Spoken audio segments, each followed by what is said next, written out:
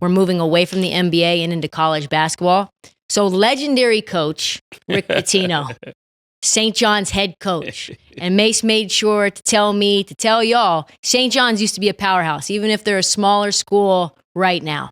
Rick Pitino had a press conference, and he said, point blank period, we're filling all of our holes, with transfer guys. We're not recruiting high school players anymore. And so, Mase, what do you think about those comments, and what do you think about what that means for college basketball recruiting and the landscape as a whole?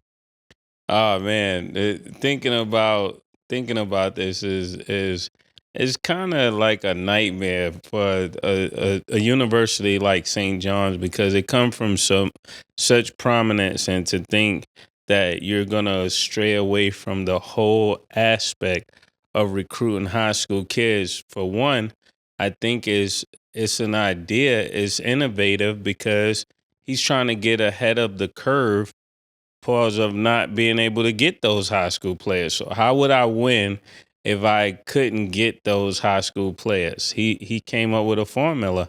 I'll just go get old niggas, you get 20-year-olds, 22-year-old people playing against 18-year-olds and 17 years old and 19 years old.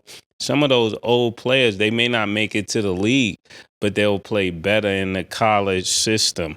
And that's what he's banking on. But I wouldn't have showed my hand if that's the direction I was going into. I definitely wouldn't have let everybody else know, because now there's other teams that'll do the same. If we've been struggling to recruit kids, we can't really come up with the NIL money for them to get them to come fresh out of high school. I'll just go and get this guy from JUCO that's been averaging 30 points, that didn't have a SAT or wasn't able to get the ACT, and I'll bring them in and cause my program to do very well. I think it's actually a genius idea. I was just about to say it's genius. Yeah. Smart as shit, because, according to whatever these days, that if you stay more than a year or two, then you ain't shit. Because if you good, you're supposed to be one and done. Yeah. He's still there. He must not be shit. All the good niggas stay 1 year supposedly, or after 2 years they should be gone. But you got niggas who's still good, that's juniors and seniors, and they didn't have a chance to necessarily be in the right system, under the right coach. They didn't have enough points. They wasn't NBA rate, whatever. But Mase is, I couldn't have said it better. I don't really have much to add. Mase said it completely like how I would say it. It's smart. You're beating the curve. Fuck you and your parents talking about what y'all demand, these high school niggas. I don't give a fuck about what your mother need. I'm going to go get me some niggas that's hungry. And then they'll probably be more successful because they got kids who's already been playing for the last 2-3 years and can't wait to prove their point against these top quote-unquote recruits. I think it's very smart. Let's put you guys into the high school, like modern day high schoolers' perspective. If you were balling now and you're, 17-year-old, and you know that multiple schools just aren't even recruiting you, like what do you do? Do you go to a smaller school? Do you go play overseas? Like, Mase, what's your mindset at now, if that's kind of where we're at in this landscape? If I'm 17, I'm definitely trying to find a prep school and add an extra year if you're 17. Because one of those things that I don't think kids really recognize is that 1 year makes a whole difference.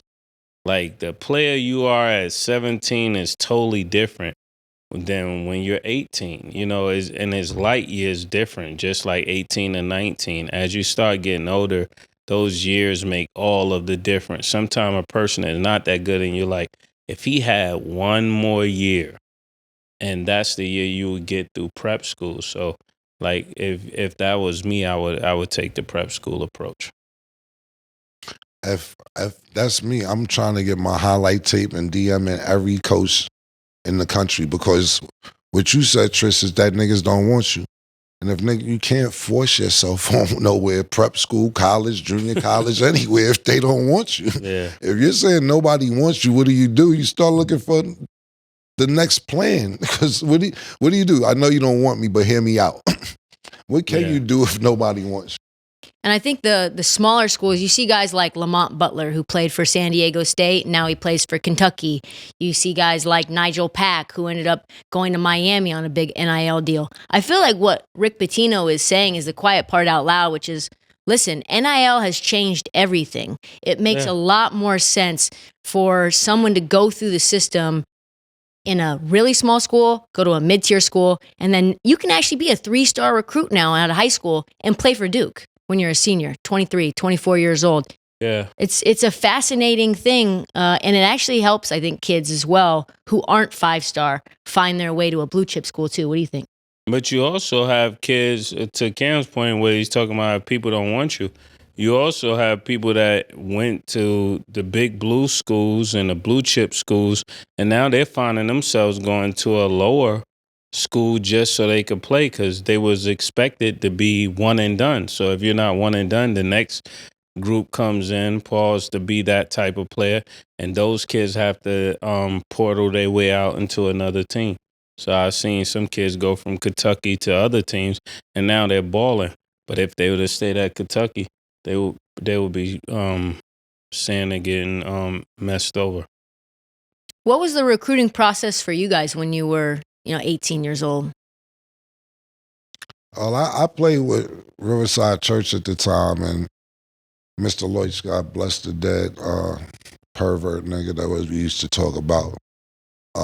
He was helping me out because I didn't graduate, and I was supposed to go to the University of Miami, and then I didn't take my SATs. We was 23-0 my senior year, and we lost in the first round. So I didn't really even come back to school. If I did, it wasn't for school.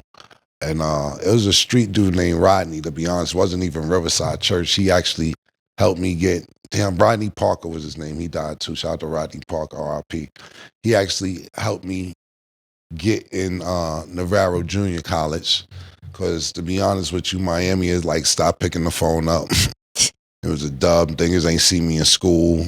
No SATs. You got to move on if you're not committed to what you're supposed to do. But Rodney Parker helped me get in junior college. Why didn't you take the SATs? You just weren't into it, or like you just... I thought I was better than what I was. I was like, I wanted them niggas that they'll figure it out. You thought you were like a different tier. Like, I don't really need to take the test. Yeah, I thought I didn't have to go back to school. They figure it out for certain niggas. I guess I wasn't one of them niggas that they'll get my diploma for me, my SATs, Some niggas, they'll do that for you. I guess I wasn't as good as I thought I was. What was the recruiting process for you? For me, I stopped going to school after my senior year. I mean, during my senior year, so I wasn't even looking forward to finishing school. So there wasn't a lot of offers for a person that didn't want to go to school. Because I was thinking, after we lost, I was just like, man, I ain't no need of going to school. Because I wasn't going to school to go to school. I was going to school actually to play basketball. So if I couldn't play basketball, I was one of those people, I didn't think it was no need to go to school. And that's 100% correct, because that was my thing. All I needed was 4 classes in gym. I actually failed off when I first got to my school, when I transferred there, the first semester I wasn't even eligible. I didn't even play the first half. Because in the school before that, it was a high school too. I was that good over there, the way they figured it out. That's what I'm trying to tell you. I was like, they figured out I could. Cam, you gonna go to class? Come on now. I said, I get there when I get there. Grades was there, shit was cool. I thought that attitude was going to carry over. And then when it didn't, I'm in there negotiating with teachers, Miss Weber in Spanish. Cam, you don't take the test. Come on, Miss Weber. I'm trying to bribe teachers with no money, with a smile, and you cute today, all that. As long as I had 4 classes in gym, Mace's absolutely right. I went to school to play basketball, so when the season was over, it really didn't make sense to go back to school. Yeah, and the teacher and the guidance counselor, Miss Shineback, she helped me. She helped me get to college. All right, that's all the time that we have for It Is What It Is. Let us know in the comments what you thought about the conversation. Would you take Shedeur or would you take Cam Ward? What do you think the Giants and Jets should do, and who is more desperate? It has been an absolute blast. Thank you guys so much for having me. You guys were awesome. And as always, it is what it is. What